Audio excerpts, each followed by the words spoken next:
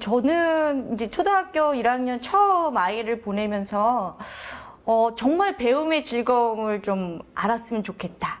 그리고 내가 모르는 거에 대해서 알게 됐을 때 그 희열을 느꼈으면 좋겠다라는 생각이 들었어요. 그게 가장 이제 처음에 했던 게 한글이잖아요. 네네. 그러니까 보통 이제 학부모님들 같은 경우에는 3살부터 학습지나 막 동화책 읽어주시고 막 이런 아직 손목에 집에 커다랗게 기억니은 이거 손목에 힘이 없는 아이한테 연필을 먼저 짚게 하고 이러는데 저는 다 때가 있다라는 생각이 들거든요. 그래서 처음 아이가 들어갈 때 한글을 절대 가르치지 않았어요.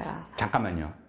선생님이 초등학교 교사고 지금 장학사시고 그런데 선생님이 아이를 학교 들어갈 때까지 한글을 안 가르치셨다고요? 네. 그래서 정말 순수하게 학교를 입학을 시켰죠. 근데 뭐 다른 아이들은 이미 선행학습이 다 되어 온 친구들이니까 받아쓰기를 하면 다 100점 맞고 막 이러는데 저는 우리 아이가 그래도 잘할 줄 알았거든요. 근데 어느 날 이제 받아쓰기를 가져갔는데 빵점을 맞아온 거예요. 안 가르쳤으니까. 네. 근데 너무나 충격적이었죠. 그리고 너무나 부끄럽고 당황스러웠죠. 왜냐하면 내가 초등학교 교사인데 딸이 빵점을 맞다니 너무 놀라서 아이한테 야 이렇게 빵점을 맞아오냐고 그랬더니 저희 아이가 엄마 빵점을 맞으면 안 돼? 라고 묻는 거예요. 그래서 그 말을 듣는 순간 정말 큰 깨달음을 알았죠. 아이 입장에서는 한 번도 배우지 않았고 학교에 들어와가지고 했는데 빵점을 맞을 수 있는 상황인데 엄마는 너무 놀라고 이게 잘못된 것인가? 라는 생각을 아이가 한 거죠. 그래서 아이가 너무 당황하는 걸 보고 아니 빵점을 맞을 수도 있는데 100점 맞기보다 빵점 맞기가 더 어렵거든. 그 힘든 일을 너는 이 빠른 시간 내에 한 거에 엄마가 너무 많이 놀랐다. 이렇게 하는데 어쨌든 그 아이는 학교에서 빵점 맞던 아이가 이렇게 노력해서 선생님 가르침을 잘 받고 100점을 맞는 아이가 된 거죠. 잠깐만요. 네. 저 여기서 그냥 솔직히 그냥 학부모로서 제가 듣는 그 어반 레전드 도시전설이 있어요. 이렇게 해서 나도 정말 순수하게 애를 안 가르쳐서 보냈다. 애가 빵점을 받았다. 학교에서 전화가 오더라. 선생님이 학부모한테 전화를 해서 어머니 적어도 그래도 한글은 좀 익혀서 이렇게 준비 안 된 상태로 보내시면 어떡해요? 라고 혼났다. 라는 말들을 우리 가끔씩 듣거든요. 저는 근데 이제 첫 아이만 그렇게 한 게 아니라 둘째 아이도 안 가르쳐서 순수하게 보냈거든요. 그러니까 둘째 아이도 혹시 당황해 하시지 않나요? 많이 당황해 하시죠. 학교 선생님이 당황해 하시죠. 그런데 이제 학교 선생님의 역할은 그런 아이까지 책임지고 가르쳐야 하시는 게 선생님의 역할이시거든요. 그리고 둘째 아이도 역시나 이제 순수하게 하기를 보냈으니까 30점부터 시작을 했는데 큰 아이가 이제 작은 아이 같은 경우에는 30점 맞고 막 되게 속상해하는 거예요. 근데 큰 아이가 괜찮아. 언니는 빵점 맞았다가 100점 맞았어. 너도 잘할 수 있어. 그래서 우리 아이들 같은 경우에는 처음 시작은 그렇게 좀 더디고 이랬지만 나중에 이제 학교 교육을 통해서 학교라는 곳은 내가 모르는 것을 가르쳐 주는 곳.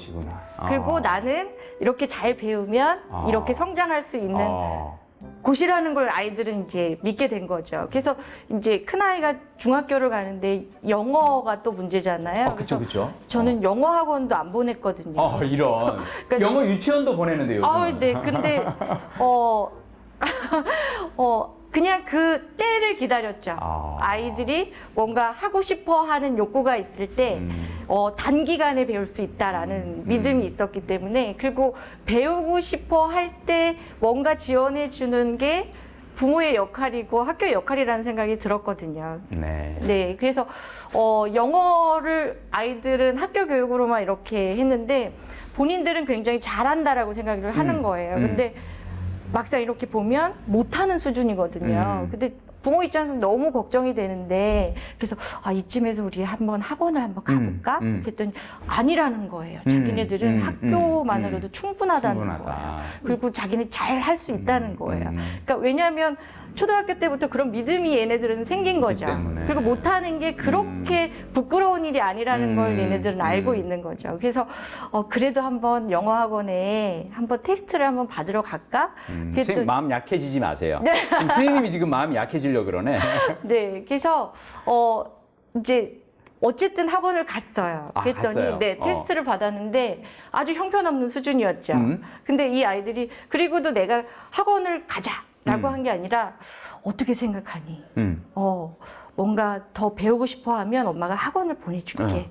그랬더니 이 아이들이 한참 고민을 하더라고요. 좀 생각할 시간을 좀 달라고. 그래서 시간을 줬더니 조금 배우고 싶다라는 생각이 들었어요. 그래서 지금은 영어 학원을 이제 다니는데 저는 학원이라는 곳이 아이들이 부족함을 느끼고 여기를 다니면 내가 더 잘할 것 같다. 라는 그런 선택도 생각이 들 때. 아이들이 선택해서 가는 거는 크게 문제가 안 될 거라는 생각이 들거든요. 근데 아이들의 선택과 의사와 상관없이 부모가 그냥 일방적으로 하는 건 별로 효과도 없고 아이들을 혹사시키는 게 아닌가라는 생각이 들어요. 실제로 대치동에서도 보면 학생들이 분명히 달라요. 저는 이제 인성과 학력을 되게 상호 모순된 걸로 보는 거에 반대하는 사람이거든요. 그렇죠. 모순된 거는 아니다. 네, 제가 이제 이게 뭐 교육적으로 좋은 표현은 아닌데 학생들을 딱 보는 순간 네 가지로 구분하는 기준이 있습니다. 네. 선생님은 항상 세 가지거나 네 가지거나 네. 공부도 그러니까 답이 있어. 이야. 공부도 좋아하는 아이가 있고요. 공부도 좋아하는 아이. 공부도 잘하는 아이가 있고요. 공부도 잘하는 아이. 공부만 잘하는 아이가 공부만 잘하는 아이. 공부만 못하는 아이가 있고요. 공부만 못하는 아이가. 네, 네 번째는 이제 공부도 못하는 아이가. 공부도 못하는 아이. 네, 이렇게 있죠. 근데 이제 첫 번째, 두 번째 사례가 너무 저는 궁금한 거예요. 제 학원에 학생들이 오는데 일단 공부도 잘하는 아이는 인성이 좋아요. 네. 마음이 여유도 있고 표정이 달라요. 네. 근데 공부도 잘하는 아이하고 얘기를 해보면 아주 아이가 그냥 생활에 쪄들어 있어요. 근데 결정적인 단서를 잡았습니다. 같은 학교에 같은 반에 있는 친구인데 서로 다른 캐릭터예요. 공부도 잘하는, 공부만 잘하는. 얘기를 해봤습니다. 영어 선생님에 대한 얘기를 해봤어요. 영어 수업에 대한. 그랬더니 일단 공부만 잘하는 아이는 이런 표현을 쓰더라고요. 우리 학교 영어 선생님 발음이 너무 구려가지고 들어줄 수가 없대요. 그러니까 그 친구는 학교 영어 수업 시간은 다 날리는 겁니다. 근데 공부도 잘하는 아이한테 얘기를 들어보니까 이 친구 영어 되게 잘해요. 근데 선생님한테 배우는 게 많죠. 이 차이를 딱 정리해보니까 두 가지였어요. 학교에서 보내는 시간에 대한 소중함. 네, 그 다음에 자신을 가르치는 선생님에 대한 존경심. 여기서 확 차이가 나더라고요. 네. 결국 저는 이제 많은 부모님들이 오해하시는 것 중에 하나가 내가 아이를 악착같이 남보다 경쟁에서 앞서가기 위해서 투자를 많이 해서 끌고 가야 된다고 생각할지 모르겠지만 그렇게 도달하는 곳이 어디일까를 보시라는 거예요. 전체로 확률이 떨어져요. 근데 이제 문제는 두 분이 계속 말씀하시면서 저는 약간 좀 반감이 들었던 게 두 분 얘기를 듣고 과연 대치동의 부모가 이 방송을 보면 무슨 생각을 할까? 내가 그걸 몰라? 내가 무슨 바보야? 근데 중요한 게 있습니다. 바로 이 아주 매우 자극적인 성공 사례 앞에서 모두가 다 굴복하는 거거든요. 끊임없는 성공 사례를 가지고 쭉 나열을 하면 이제 아까 말씀드린 것처럼 합리적 이성이 마비가 돼요. 그렇죠. 예. 일단 그동안에 내가 투자한 거를 만회할 수 있는 쉽게 얘기해서 주식을 돈을 많이 까먹었어요. 그렇죠. 초조하고 불안하거든요. 근데 또 한방두가 나타난 거야. 그런 심리가 돼버리거든요. 그리고 그걸 정확하게 알고 있는 사람들이 있습니다. 저도 이제 뭐 그런 설명회를 많이 계획을 해봤거든요. 예를 들면 이런 거예요. 어학원 설명회를 딱 합니다. 근데 한 학생이 딱 와서 너무 유창한 발음으로 쫙 얘기를 해요. 근데 자막에 딱 나옵니다. 어학연 다녀온 적 없음. 공공어학원 몇 년 차. 이렇게 근데 사실 그게 의도적으로 좀 보이긴 보여요. 근데 문제는 뭐냐면 학부모님들이 이미 뭘까요? 과잉 투자에 초조한 실패 사례를 지고 있는 상태에서 마지막 희망을 잡을 수밖에 없어요. 그러면서 결국은 이제 인성 이런 건 나중 문제고 무조건 앞으로 가자라고 얘기하는데 저는 사실 선생님보다 더 압력이 심했던 것 같아요. 왜냐하면 저는 학습법 전문가였잖아요. 저희 아이들도 사실은 저는 이런 생각을 했습니다. 대치동에서 정말 훌륭한 부모들을 봤거든요. 부모님에 대한 존경심이 있어. 심지어 이런 학생이 있었어요. 고3이 됐는데 정말 공부를 열심히 하겠다는 거야. 그래서 내가 야 너는 좀 참아라. 너는 지금 성적으로도 충분히 스카이가 보장되는데 그랬더니 이 여학생이 뭐라 그러냐면 소장님 저희 부모님은 몰라서 하시는 말씀입니다. 어릴 때부터 원칙이 있었대요. 노력한 만큼만 도와준다. 근데 이 친구는 이미 고등학교 2학년 말에 성적이 원하는 대학 다 갈 수 있는 성적이었어요. 근데 딱 부모님 불러서 얘기를 하시더래요. 너 1년 동안 노는 걸 못 번다. 등록금 안 대줄 거야. 네가 최선을 다해서 성적을 올려라. 그렇게 얘기하는 거예요. 그래서 제가 그 부모님을 알긴 알거든요. 그래서 제가 야 아무리 그래도 네가 합격했는데 등록금을 안 줄 거라고 생각하시니? 너 그렇게 생각하냐? 그랬더니 에이 그랬더니 절대 안 주실 겁니다. 열심히 노력하더라고요. 그러니까 실제로 대치동에서도요. 선생님 원리랑 똑같아요. 그 우수히 많은 성공 사례와 실패 사례가 있는데 사실은 이제 제가 이제 그 대치동 학생들 이렇게 분류하는 기준도 있거든요. 한 번 1등과 계속 1등. 그러니까 대치동 방식으로요. 정말 투자를 효과적으로 하면 한 번 1등을 끌어올립니다. 근데 여기에 동반되는 여러 가지 학습 과로, 여러 가지 이제 공부 상처들 때문에 이 지속 가능하지 않거든요. 근데 보통 이제 계속 1등하는 친구들을 보면 이제 뭐 1등 있고 1등은 얘기하는 건 아닙니다. 쭉 올라가다가 빠르면 중1, 중2 이때부터 올라갑니다. 늦으면 고1, 고2 때 올라가는 친구도 있어요. 이렇게 해서 한번 성적이 쭉 올라가면 이걸 유지하는 친구들이 있어요. 쭉. 올라갔다 내려오는 친구들이 있고. 근데 여기서 이제 엄청난 착각이 벌어지는 거예요. 아이들이, 부모님들이 인성을 뭐 중요하다 이런 얘기 하나도 그게 안 들립니다. 네, 아이를 믿는다? 웃기는 소리 하지 마. 왜 그러냐면 자기 주변에 보면 아이를 목을 딱 틀어지고요. 틀어지고 끌고 다니는 사람만 계속 1등을 하거든. 계속. 근데 중요한 착각이 벌어졌죠. 걔가 아니거든요. 무슨 말인지 아시겠어요? 걔가 아니에요? 네, 그렇죠. 한 번 하고 애는 쓰러지는 거예요. 근데 그 방식이 있죠. 철저하게 부모가 매니저로 철저하게 관리한 방식. 네, 수행까지 동원하는. 네, 이런 아이들이 결국 1등을 하면 얘가 또 쓰러져요. 롱런하지 못하거든요. 근데 그 자리를 또 뭘까요? 또 그 비슷한 방식으로 또 1등을 하니까 그 방식을 답습하는 거예요. 그 저희도 한때 이제 아이를 저는 아이가 둘인데 아이를 잘 공부를 잘 하게 해서 이제 국제중학교도 보내고 인사고도 보내고 그리고 서울에 있는 아주 좋은 대학도 보내자 이런 생각을 잠시 했었거든요. 그래서 이제 판교에 가서 2년을 살았어요. 그런데 이제 결심한 게 있죠. 뭔가요? 판교에서 아이들 이제 옆에 뭐 옆집 엄마들 뭐 어린이집 이렇게 보니까 저도 거기에서 살면 계속 우리 아이한테 계속 그렇게 할 것 같은 거예요. 선생님 죄송한 동판교에 사셨어요? 서판교에 살았어요. 서판교는 분위기가 그런 분위기가 그래서 동판교로 하셨으면 아마 못 받아나왔을 수도 있어요. 그래서 이제 거기서 살 때 그러면 저는 만약에 거기서 계속 있으면 저도 그럴 것 같다라는 생각이 드는 거예요. 네, 마음이 그렇죠. 흔들릴 것 같은. 그렇죠. 그러니까 어느 정도 뭐 시간도 그 성적을 올리는 방법은 그렇게 어렵지 않아요. 그렇죠. 시간과 돈과 아이들 노력과 이런 것들이 합해지면 올릴 수 있는 거거든요. 갈아 넣는 거죠. 갈아 넣는 거죠. 그런데 아이들이 성공할 수는 있는데 아이들이 행복하진 않겠다. 근데 거기서 선생님 이제 이건 오해의 소지가 좀 있어요. 네. 대치동의 성공 신앙이 이렇게 만들어지는 거거든요. 어떻게 해요? 말 그대로 이제 말씀하신 것처럼 부모의 여러 가지 노력들이 투입이 됩니다. 네. 그렇죠? 그렇게 해서 이제 그게 아예 성적으로 딱 표현이 돼요. 성공 사례가 나온 거죠. 그렇죠. 그러면 대치동은 한 명의 성공 사례가 나오면 금방 10명, 100명처럼 보입니다.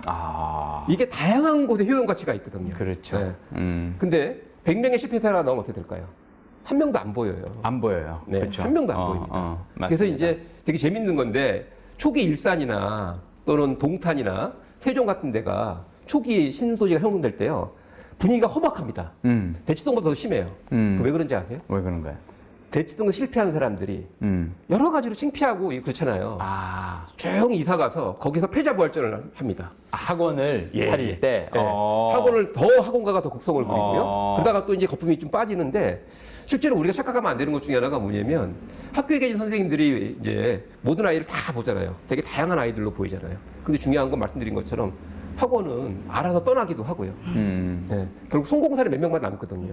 그렇죠. 그렇죠. 이게 말 그대로 저는 이게 무슨 한때 그런 생각도 들었어요. 불나방. 정말로 레밍지라는 거 아시죠? 그렇죠, 그렇죠. 제가 한 원고에 그런 죽을 줄 모르고 끝까지 그냥 가는 거죠. 근데 실제로 성공 사례는 생각보다 많지 않다. 그래서 저는 어쨌든 학부모님이나 선생님 그리고 우리 사회 전체가 성공에 대한 개념을 조금 많이 바꿨으면 좋겠다. 좋은 대학을 나와서 좋은 직장을 얻고 돈을 많이 버는 것이 성공이 아니라 아이들이 하고 싶은 일을 주체적으로 하고 그리고 거기에서 행복감을 느끼는 것 그걸 성공이라고 생각하면 좋겠다. 그래야지 아이들이 조금 더 배우는 것도 즐겁고 네. 학교에서도 좀 즐겁지 않을까. 네. 근데 저는 사실 선생님 말씀에 전적으로 동의하면서 조금의 아쉬움이 있어요. 어떤 또? 왜냐하면 제가 대치동에서 만난 공부도 잘하는 아이들은 인성이 훌륭했거든요. 네. 그리고 이런 친구들이 저는 반드시 성공했으면 좋겠어요. 사회적으로. 높은 자리에 갔으면 좋겠어요. 네, 리더로서의. 네, 그렇죠. 그리고 이제 실제로 보면 지금 저는 이제 미래 교육에 관련된 많은 이야기들이 나오는데 앞에 이제 모두에 말씀하신 것처럼 4차 산업혁명 시대에 새롭게 떠오르는 인재, 화두가 인성이다. 이렇게 네. 말씀을 시작해 주셨는데 실제로 미래 교육과 관련된 여러 가지 연구들을 보면 제가 가장 신뢰하는 것은 이제 OECD의 러닝 프레임워크 2030이라는 게 있습니다. 어떤 걸 배워야 되느냐 정말.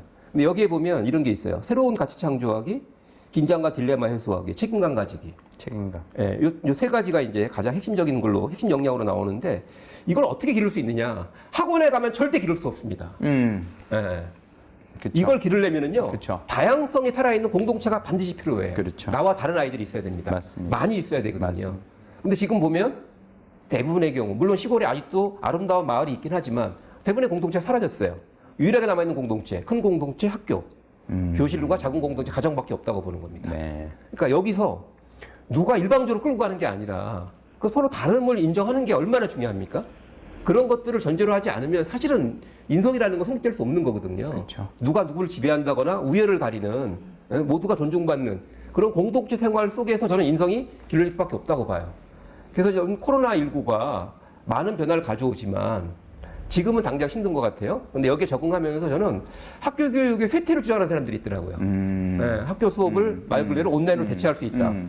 천만의 말씀. 천만의 말씀. 네, 사람 머리는 이쪽 학력, 이쪽 인성, 좌뇌 학력, 우뇌 인성 이렇게 돼 있지 않거든요. 하나의 통합된 회로입니다. 결국 내가 뭔가 열심히 공부한다라고 했을 때 내 머릿속에 어떤 동기가 있느냐. 잘 생각해 보세요. 내가 이번 시험을 잘 봐야 돼. 네, 이런 동기와 내가 이 공부를 통해서 어마어마한 성취가 있고 큰 기여가 가능해. 이거 분명히 다른 동기거든요. 저는 이걸 이제 개인적 동기와 사회적 동기로 구분한 적이 있습니다. 교육학에는 없는 건데, 저는 사회적 동기가 아이들에게 훨씬 더 강력하다는 걸 알게 됐어요. 그리고 특히나 배움이 좀 느린 아이들, 그 다음에 공부 외에 다른 관심을 갖고 있는 아이들 있죠. 교과목 외에. 이런 친구들이 공동체 안에서는요, 좋은 프로젝트 수업을 만나가지고 거기에 기여하면서 그쵸. 어마어마한 실력이 향상되는 맞아요. 걸 봤거든요. 네. 그러니까 학부모님들은 이제 학교 교육이 뭐 예전과 다르지 않다 이런 거 이제 많이 말씀들을 하시는데 그럼에도 불구하고 제가 이제 20년 정도 학교 교직 생활을 하면서 10년 전과 10년 후는 굉장히 많이 달라졌다라는 생각이 많이 들어요. 특히 초등 같은 경우에는 이제 아이들이 서로 자신감 있게 평등한 관계에서 할 수 있는 건 일단 점수화하지 않으면 서열화하지 않으면 아이들은 그 차이를 모르거든요. 그냥 내 친구인 거죠. 그 점수를 없애고 그 작은 공동체 안에서 서로 아이들이 서로 도와주고 협력해서 문제를 해결해 가는 방식으로 학교의 수업이라든지 평가라든지 이런 것들이 어느 정도 초등학교까지는 많이 바뀌었어요. 그래서 적어도 초등학교에서는 아이들이 서로 뭐 점수로 막 얘는 공부도 못하고 이런 것들은 예전에 비해서 굉장히 많이 달라지고 서로 잘하는 것들을 나눌 수 있는 그런 분위기가 된 거죠. 그래서 저는 이제 뭐 대학 입시부터 이렇게 축축축축 변하면 학교 교육이 아주 자연스럽게 변할 테지만 전혀 여기는 변할 기미도 없고 시간이 너무 더디게 갈 것 같아요. 맞아요. 저는 그렇다고 해서 우리가 여기에 맞춰줄 필요는 없지 않을까라는 생각이 들어요. 그냥 본래의 교육 목적대로 초등에서 중등에서 고등학교에서 원래 그 목적을 좀 가지고 아이들을 한 명 한 명 바라볼 수 있는 뭐 점수 서열화 이런 거 없애고 경쟁보다는 좀 협력해서 어떤 문제를 해결해가는. 지금은 뭐 이제 문제를 푸는 방식이 아니라 아이들이 문제를 스스로 내고 그 문제를 해결하는 그런 분위기가 좀 만들어지면 아이들의 인성이나 이런 것들도 자연스럽게 길러지지 않을까. 좋은 인성을 기를 수 있는 방법은 무엇일까요?